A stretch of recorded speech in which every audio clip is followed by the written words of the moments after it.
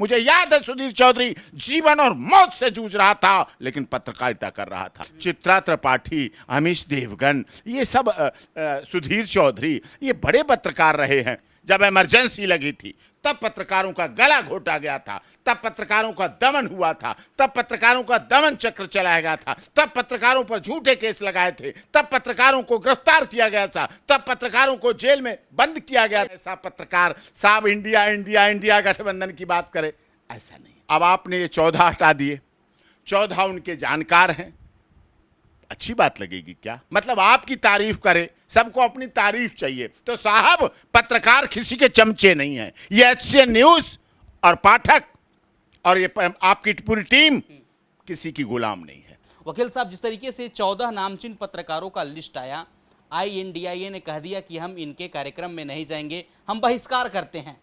14 पत्रकारों का, बड़े हैं, नामचीन हैं, देश दुनिया उनको सुनता है, क्या कहेंगे आप? नहीं, ये उचित नहीं है। कहीं भी पत्रकार, देखिए हमारे देश का चौथा स्तंभ है, मजबूत स्तंभ है।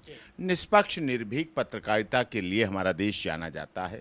हाँ, कहीं आपको लगता है, कभी आपको लग सकता है तो, लेकिन मीठा मीठा गप गप और कड़ुआ कड़ुआ थू तो नहीं, ये तो चलता। और जिन पत्रकारों की लिस्ट जहाँ तक मैंने देखी है, मुझे दुख हुआ देखकर। ये ऐसे नाम हैं, देखिए आदित्य त्यागी, अमन चोपड़ा, चित्रा त्रिपाठी, बहुत अच्छी मेरी बहन है, बहुत प्यारी बहन है, सीधे कहाँ कहाँ ग्राउंड जीरो पर रिपोर्टिंग करती हैं। अब उन्हें क्या कहने पक्षपात करती हैं? क्या पक्षपातपूर्ण नहीं? प्राची पाराशर, रूबिका लियाकत, आप देखिए कितनी मतलब बैकग्राउंड से आती हैं, पत्रकारिता के बैकग्राउंड आप देखिए। सुधीर चौधरी जी, अमीश देवगन, अर्नब गोस्वामी पत्रकारिता के लिए कितना लड़े, हमने भी संघर्ष किए उनके लिए।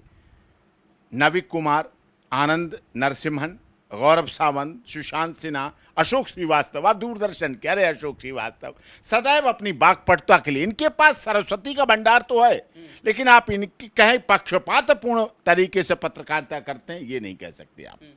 शिव अरोड़ जी, ये सब ऐसे पत्रकार हैं और ऐसे सम्मानित पत्रकार हैं, पत्रकारिता जगत के हैं, जिन्होंने सदैव अपने मुकाम को अपने भाषा से, अपनी गरिमामयी भाषा से, आप ये कह सकते थे कि डिबेट में संसदीय भाषा इस्तेमाल हो, अमर्यादित या गैर कानूनी, अपमानजनक ऐसी भाषाएं ना हो।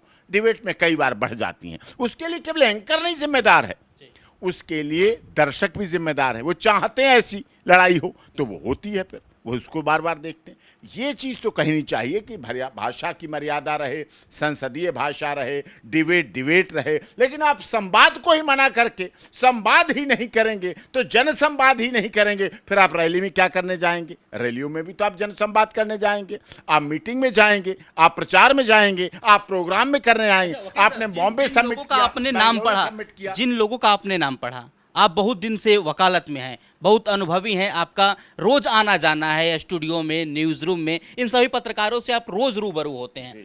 तो क्या जिन लोगों का आपने नाम लिया, 14 पत्रकारों का आपने नाम लिया, क्या उनके डिबेट शो में, क्या उनके कार्यक्रम में क्या एक पक्ष की बात होती है? क्या हिंदू मुस्लिम होता है? क्या जन सरोकार के मुद्दों को नहीं रखा जाता है? क्या आपको लग रहा है? जैसा समय होता है, एक समय था, आपने भी कवर किया, आपका भी न्यूज़ चैनल एचसीएन न्यूज़ बहुत देखा, दुनिया में देखा जाता है और सब देखते हैं, और आप भी वरिष्ठ पत्रकार हैं, आप भी बैलेंस बना के रखते हैं, आप भी कड़वे सवाल हमसे करते हैं, आप भी तीखे सवाल करते हैं, जवाब भी तीखे मिलते हैं, कई बार तरह तरह की बात होती है। अभी की केस की बात करें, सीमा सचिन मीना की, इसी पत्रकार जगत ने क्या क्या कहा, लेकिन आज समय बदला।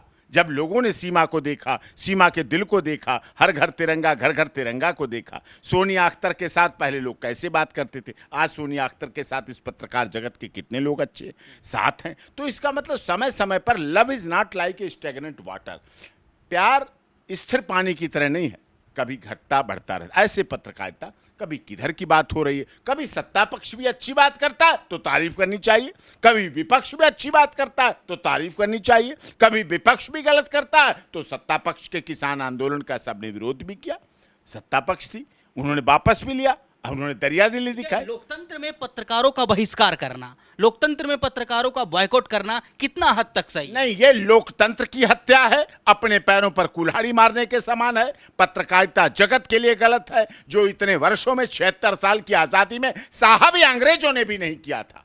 एक बार हुआ था 1975 में, जब इमरजेंसी लगी थी, तब पत्रकारों का गला घोटा गया था, तब पत्रकारों का दमन हुआ था, तब पत्रकारों का दमन चक्र चलाया गया था, तब पत्रकारों पर झूठे केस लगाए थे, तब पत्रकारों को गिरफ्तार किया गया था, तब पत्रकारों को जेल में बंद किया गया था। ऐसी क्या आन पड़ी वकील साहब कि 24 के चुनाव से ठीक कुछ महीने पहले इस प्रकार के निर्णय लिए गए, पत्रकारों के कार्यक्रम का बहिष्कार किया गया?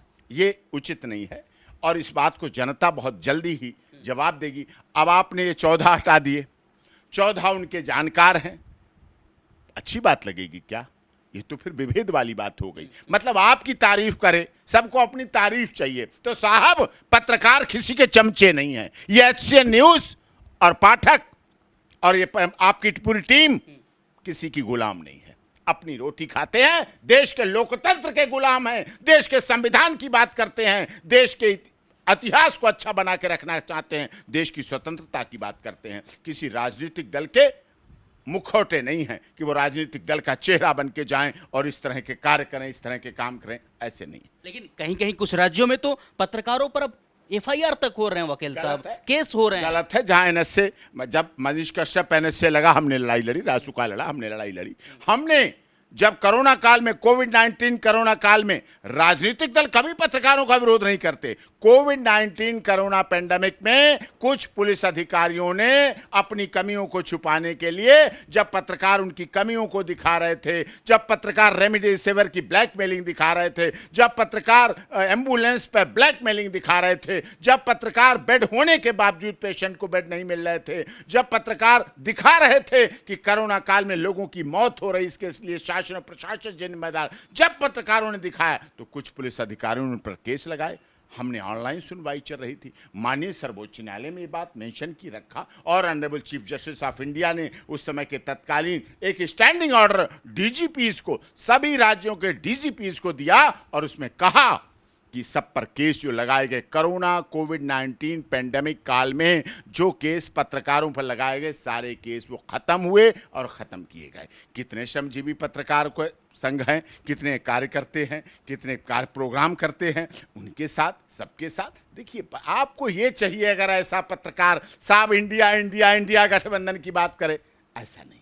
वो बैलेंस करेगा, वो राजनीति करेगा, वो सच्चाई दिखाएगा। आप चाहते वो 100 खबरों में 100 खबरें आपकी दिखाए, आप चाहते वो 200 खबरों में आपकी दिखाए, आप चाहते पीक टाइम शाम के डिबेट में वो आपके कार्यक्रम रखे, ऐसा नहीं। अभी G20 में सबको दिखाया गया ना, अब G20 में और खबरें क्यों नहीं दिखाई गई? इस बात से लड़ाई क्या मतलब होता है? देखिए, बैलेंस तो वो बनाते हैं। इंडिया गठबंधन जो है उसमें बड़े लोग हैं, ऐसा नहीं है वकील साहब, कई राज्यों के मुख्यमंत्री हैं, वरिष्ठ नेता हैं, बहुत दिग्गज नेता हैं, उन लोगों ने बैठकर ऐसा निर्णय लिया, उन लोगों ने बैठकर 14 नामचीनों के पत्रकारों को। निर्णय नहीं है, ये किसी की शरारतपूर्ण निर्णय है। इंडिया गठबंधन शरारत का शिकार हो रहा है। आपने देखा अभी सनातन धर्म के लिए स्टालिन जी के पुत्र ने क्या बोल दिया, वो भी गठबंधन की थोड़ी राय थी, सब अलग हो गए इससे।